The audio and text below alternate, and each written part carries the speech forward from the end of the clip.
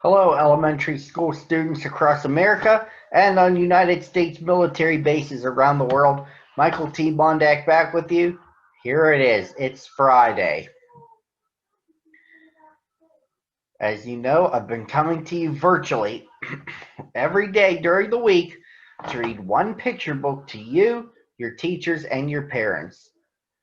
I always like to start with a teaser as to what I'll be reading.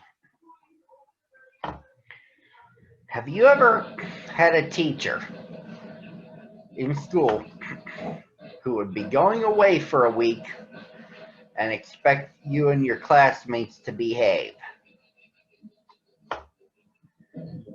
Well, at Smedley School, the kids in room 207 found out Miss Nelson was going to be away for a week. So they planned to get very naughty until the swamp came in and got them back to work. Well, that's the storyline of a book called Miss Nelson is Back, with a storyline by Harry Allard and illustrations by James Marshall. If you're ready, then let us travel to Texas, where our story takes place. One Friday, Miss Nelson told her class that she was going to have her tonsils out. "I'll be away next week," she said, "and I expect you to behave." "Yes, Miss Nelson," said the kids in 207. But at recess, it was another story. "Wow," said the kids. While Miss Nelson is away, we can really act up." "Not so fast," said a big kid from 309. "Haven't you ever heard of Viola Swamp?" "Who?" said Miss Nelson's kids. "Miss Swamp is the meanest substitute in the whole world," said the big kid. "Nobody acts up when she's around." "Ooh," said Miss Nelson's kids. "She's a real witch," said the big kid. "Ooh," said Miss Nelson's kids. "I'll just bet you get the swamp," said the big kid. On Monday morning, Miss Nelson's kids were in their seats. They were very nervous. Some of them had not slept all weekend. "If we get the swamp, I'll just die," said one kid. They heard footsteps in the hall. Slowly the knob turned and the door opened. It was Mr. Blandsworth, the principal. "I shall personally take over this class," he said. Miss Nelson's kids were so relieved, but they soon learned that Mr. Blandsworth was not a lot of fun. All morning, Mr. Blandsworth tried to amuse the kids with his corny card tricks. "Oh, brother," said the class. That afternoon, Mr. Blandsworth showed the class his favorite shadow pictures. "This is kid stuff," said the class. The next day, Mr. Blandsworth demonstrated his favorite bird calls. They were not a success. And for 2 days, Mr. Blandsworth showed slides of his goldfish, Lucille. Miss Nelson's kids had never been so bored. While dusting erasers in the schoolyard, three of the ringleaders of 207 discussed the situation. "Something will have to be done," they said. "We must get rid of Blandsworth." And they hatched a plot. After school, they painted and sewed and borrowed some old clothes. And they practiced some very difficult stunt work in the backyard. The next day, they weren't in class. "That's too bad," said Mr. Blandsworth. "They'll miss all the excitement." Mr. Blansworth was about to show the class his collection of ballpoint pens from all over the world when someone came to the door. Slowly, the knob turned and the door opened. "Oh, look," said the class. "Miss Nelson is back." A tall and lumpy Miss Nelson tottered into the room. Mr. Blansworth was surprised. "You're back sooner than we expected," he said.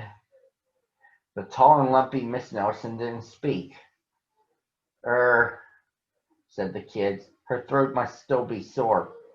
"Are you sure you're well enough?" said Mr. Blansworth. "She's sure," said the kids.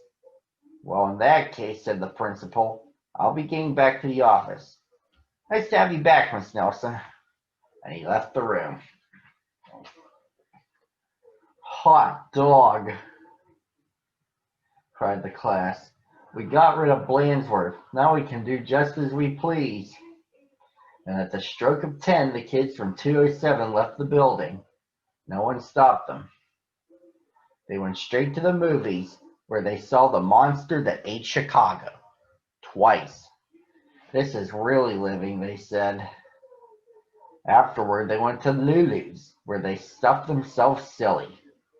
But soon they made a serious mistake. Miss Nelson couldn't believe their eyes. "Those are my kids," she said in a scratchy voice. "What are they doing out of school? And who is that with them?" Miss Nelson telephoned Mr. Blansworth to see what was going on. "You're not Miss Nelson," said Blansworth. "Miss Nelson is back." And he hung up. "Can't fool me," he said. Said Miss Nelson. "Something will have to be done." And she went to her closet. Back in 207, Miss Nelson's kids were spending an agreeable afternoon. They were very pleased with themselves. "We should do this more often," they said. They did not notice the figure out in the hall. Slowly the knob turned and the door opened. "My name is Violet Swamp," said the lady in a scratchy voice. "Yipes!" cried the kids. "The Swamp!" "That's right," said Miss Swamp, "and I'm here to whip this class into shape. Get back to those desks on the double." The class did as it was told. The big kid from 309 was certainly right. Miss Swamp was a real witch.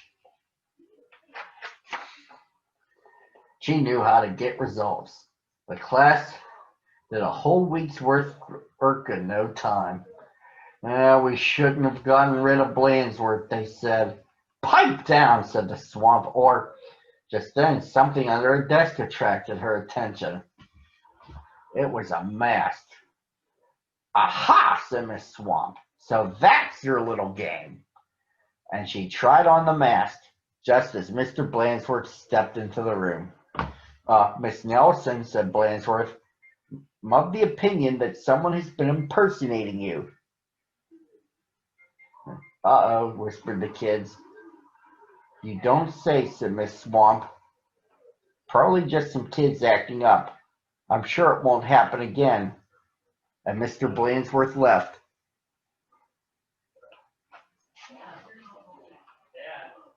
"And it won't, will it?" said Miss Swamp to the class. "Because the Swamp will be watching."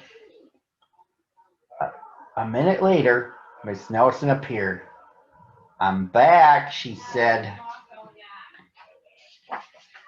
"Hot dogs!" cried the kids. "Are we glad to see you." "Didn't you have fun with Mr. Blansworth?" asked Miss Nelson. Said the kids. They decided not to mention Miss Violet Swamp, but they wondered why Miss Nelson hadn't seen her in the hall. And that, boys and girls, is the story Miss Nelson is back. Enjoy the weekend, and I'm back with you on Monday at the same time on the same channel.